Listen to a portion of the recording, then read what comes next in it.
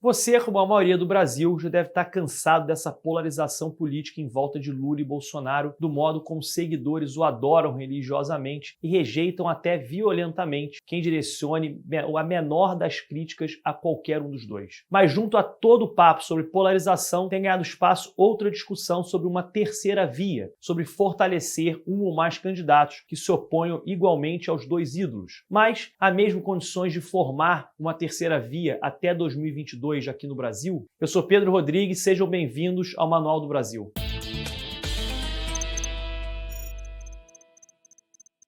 Para que haja alguém pensando em terceira via, é porque existem duas posições que tomam todo o espaço político, dando a impressão de que essas são as únicas alternativas possíveis. Ou seja, para falar em terceira via é porque a polarização está muito grande na política. E quando a polarização especificamente partidária, a diversidade dentro de partidos e entre partidos acaba sendo abafada. Toda proposta que não siga uma cartilha específica é prontamente identificada como típica do inimigo e rechaçada, por mais razoável que ela possa parecer. Reparou que eu falei polarização especificamente partidária? Isso é porque não existe só um tipo de polarização que toma toda a sociedade, e quando falamos de polarização, a gente está falando de algum setor ou setores da sociedade que também se polarizam. E não é literalmente a sociedade inteira que está polarizada. E não é como se todo cidadão tomasse partido e toda a sociedade estivesse dividida. No estado de polarização política, o que acontece é que, na mesma medida que aumenta o número de cidadãos interessados na política, a maioria, que geralmente não é muito interessada, perde ainda mais o interesse. E não crescem só os números de interessados em política, cresce também sua paixão por sua ideologia ou ídolos e também seu ódio contra os adversários, o que gera uma minoria bastante barulhenta dos dois lados, enquanto a grande maioria vai se desanimando cada vez mais e cada vez mais vai perdendo confiança no próprio Estado e na própria política no geral. Toda essa discussão gera um ciclo não muito saudável na política de uma nação. Quanto maior a polarização, mais difícil surgir qualquer proposta para superar essas ideias polarizadas. Há quem entenda que a polarização não é necessariamente negativa, que ela só seria ruim se impossibilitasse de fato que novas propostas surgissem e sejam ouvidas, ou seja, que não sejam abafadas pelos dois polos em discussão. Mas antes disso, vamos entender o que significa terceira via e o que em outros momentos esse termo foi usado e o que há de comum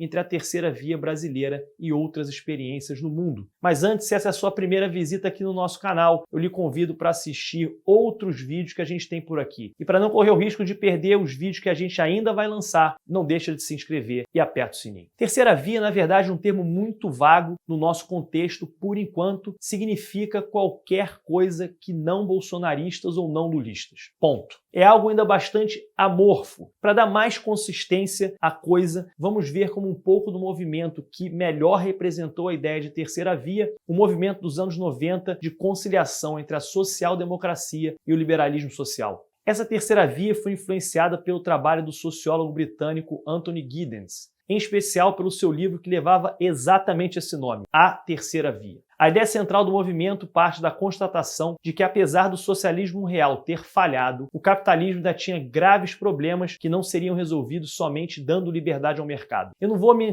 estender muito nesse assunto desse movimento, primeiro porque eu falei um pouquinho dele lá no nosso vídeo sobre social-democracia, e segundo porque esse é um movimento que merece um vídeo próprio, dando o impacto que causou na década de 90 e até hoje no início do século XXI. E justamente por ser um tema tão extenso que não vale a pena a gente detalhar ele nesse momento. Mas é bom para vocês que vocês saibam o básico para a gente comparar com a nossa terceira via brasileira. A ideia central era combinar o sucesso econômico de ideias da centro-direita com a eficiência social de ideias da centro-esquerda. Mas essa conciliação não devia fixar ideias de modo dogmático, como foi com a experiência socialista e com defensores do mercado completamente livre. Defensores da terceira via se orgulham de, ao invés de rechaçar toda proposta de adversários políticos, cuidadosamente analisá-las e adotar aquelas que se mostrem as mais eficientes. E para você ter uma ideia da relevância dessa terceira via, entre a década de 90 e hoje, as maiores democracias do mundo tiveram em algum momento um líder com essa característica que o seguia. Bill Clinton nos Estados Unidos, Tony Blair no Reino Unido e até o nosso FHC aqui no Brasil foram um deles. Comparado com a nossa terceira via, essa é bem mais consistente e dá para a gente entender melhor. Mas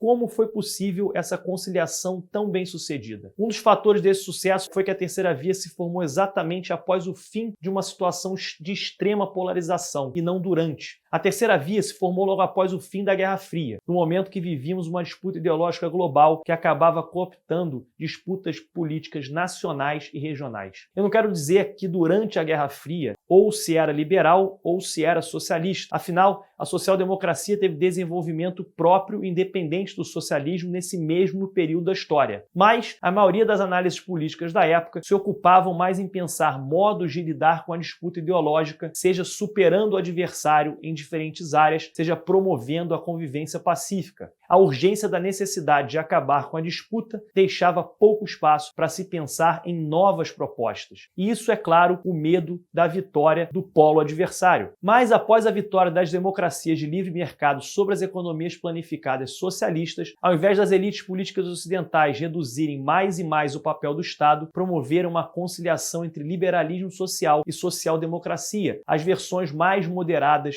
dos polos da Guerra Fria. A conciliação promovida pela Terceira Via só foi possível após o fim da guerra. Projetos que rejeitam completamente a influência ideológica de polos radicais só conseguem ser efetivos após as polarizações serem superadas. E essa é a questão quanto à nossa Terceira Via. Quanto nossa polarização está saturada a ponto de permitir a eleição de uma terceira opção. E a Terceira Via brasileira tem entre seus desafios superar o atual estado de indefinição. Não há nem como ter certeza de que os partidos vão fazer parte de uma frente ampla e quão decididos vão estar na oposição tanto a Lula quanto a Bolsonaro. O MDB, por exemplo, parece estar mais preocupado com as eleições estaduais e para o legislativo que com a eleição para presidente, o que é esperado, já que é um partido muito fragmentado. O PSDB também vive um racha entre seus deputados. Parte já se entende como oposição, parte segue apoiando pautas do governo, como o voto impresso, mas com candidatos importantes à Terceira Via, como Dória ou Eduardo Leite. Já o DEM e o PSD acenam apoio à Terceira Via. Fizeram uma fusão recente, mas ainda estão organizando a casa. Além desses partidos, o PV, o PDT, o Podemos, o Cidadania, o PSL, o PSB já participaram de debates sobre a formação de uma terceira via. Mas tudo ainda está na fase de conversa e não há nada definido. Outro problema na conciliação da terceira via é o número de candidatos e nada próximo de um consenso sobre quais desses nomes melhor representaria a terceira via, ao mesmo tempo que mantendo uma boa competitividade. O economista e ex-governador do Espírito Santo, Paulo Artung, que já foi também deputado federal e senador e hoje é um dos principais articuladores e mediadores dessa possível terceira via, afirma que até o momento vaidades e projetos pessoais ainda não foram superados nas conversas entre as lideranças partidárias. Além disso, ele não descarta que haja rachas dentro da terceira via eventualmente, mas também afirma que há tempo de sobra para se chegar num consenso e até reverter uma hipotética fragmentação no meio do caminho. Alguns podem concordar com ele e achar que apresentar um candidato apenas pode não só apressar precipitadamente os debates, como pode expor o candidato a desgastes desnecessários até as eleições. Outros podem achar que abril está muito em cima da hora, considerando que seja lá qual for o candidato, ele vai provavelmente partir de uma baixa intenção de votos. De acordo com uma pesquisa do IPEC do final de setembro, num cenário com 10 candidatos diferentes, Lula segue na frente com 45% das intenções de voto. Bolsonaro vem em segundo com 22%, Ciro em terceiro com 6%,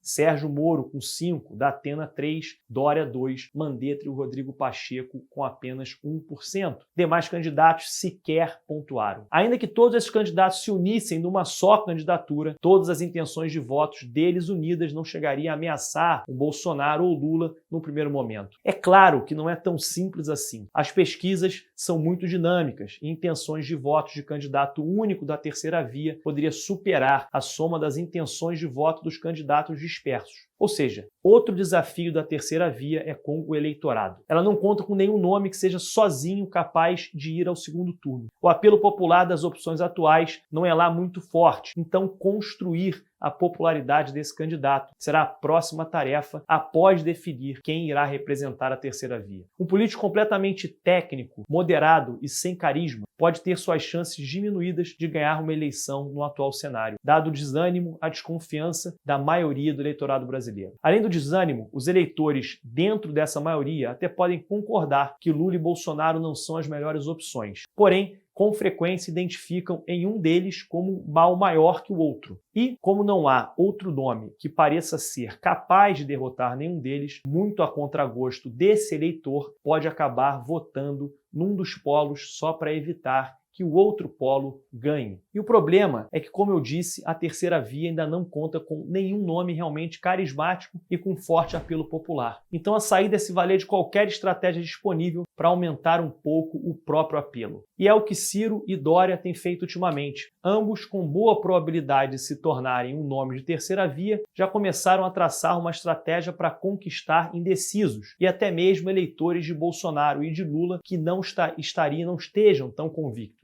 Os dois estão seguindo a mesma estratégia, que é basicamente botar mais lenha no antipetismo, mais um antipetismo sem qualquer conexão com o presidente Bolsonaro. Criticar sistematicamente o PT, os governos de Lula e Dilma, tem certo embasamento, já que uma pesquisa do Datafolha demonstra que o antibolsonarismo é hoje bem mais forte que o antipetismo. Então não faz sentido bater em quem já está morto. De acordo com essa pesquisa, 59% dos eleitores não votariam em Bolsonaro de qualquer modo e 48% não votariam em Lula de qualquer jeito. Para o Tucano, 42% dos adversários votariam em Lula no segundo turno entre o petista e Bolsonaro. 23% votariam em Bolsonaro e 35% anulariam o voto. Já entre os eleitores de Ciro, 58% votariam em Lula nesse provável segundo turno contra Bolsonaro. 17% votariam no Bolsonaro e 25% anulariam o voto. Portanto, exagerar no peso das críticas contra o PT poderia até mesmo afastar eleitores e impossibilitar qualquer aliança com eleitores simpatizantes ao PT, caso o segundo turno se confirme entre Lula ou Bolsonaro. Um truque que qualquer estratégia tem que pensar é gerar visibilidade mesmo sem contar com um bom número de apoiadores apaixonados e barulhentos como os polos contam. Isso pode até parecer uma missão quase impossível à primeira vista, mas talvez já estejamos tão saturados com a polarização que a narrativa da terceira via já encontre eco na população. É o que parece apontar a pesquisa da Genial, no início de outubro. Ela, ao ser perguntado aos entrevistados quem eles preferiam que vencesse em 2022, 29% afirmavam que não desejavam nem Lula nem Bolsonaro. O número maior dos que desejam que Bolsonaro ganhasse, 23%. Nessa mesma pesquisa, também constaram resultados de um questionamento espontâneo, diferente da intenção de voto